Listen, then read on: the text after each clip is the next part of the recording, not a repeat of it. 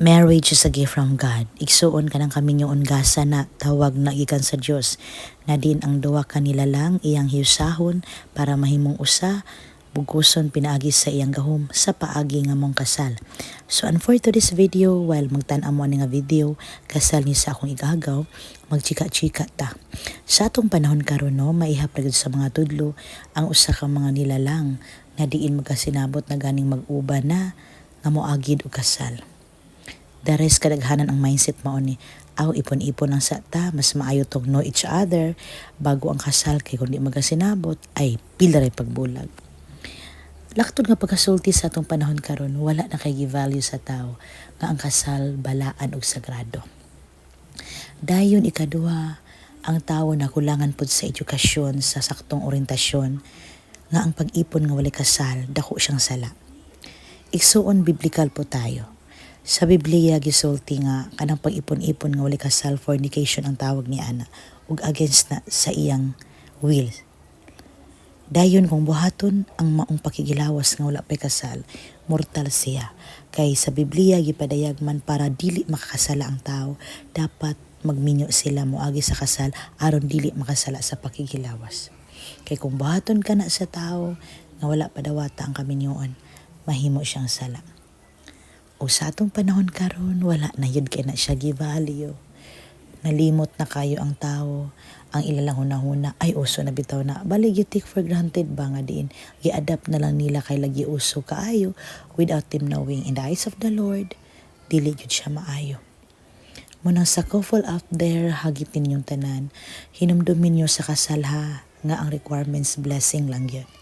Dili required sa Dios ang kamahal sa atong gown, kamahal sa reception, ang daghang lechon, mga prenup, daghang sponsors ug uban pa, kundi ang nagmugna ni ana, tao lay nagbuot nga manatong gusto. Kumikan sa nakita nga gihimo sa uban, gusto na lang pud tawo mainana pud sila og labaw pagani ni ana. Hinumdumin ninyo nga blessing lang gyud ang requirements sa Dios para mabalaan ang inyong kaminyoon og dili na mo makasala sa pakigilawas. Kay kanang pakigilawas, gasa yun na siya sa minyo. Bali ang mubuhat ana dapat mga minyo lang. Pero sa atong panahon karon, bisan gagmay pa nga mao pay pagkadalagitag ulit tao. Na curious na ana, naghimo-himo na anang bahina, which is dili siya maayo. Mo nang kung ikaw ani nga video, nakadungog ka, nakapaminaw ka, hagit din ako nimo kung karon wala pa may kasal, wala ang garbo. Make it simple kung ano ang makaya. Yun lang ang mahalaga nga mapanalanginan mo sa Dios. Kay dili yun maayo ang pag-ipon nga wala pay kasal. Kay nga naman, unsay mga disadvantage ani.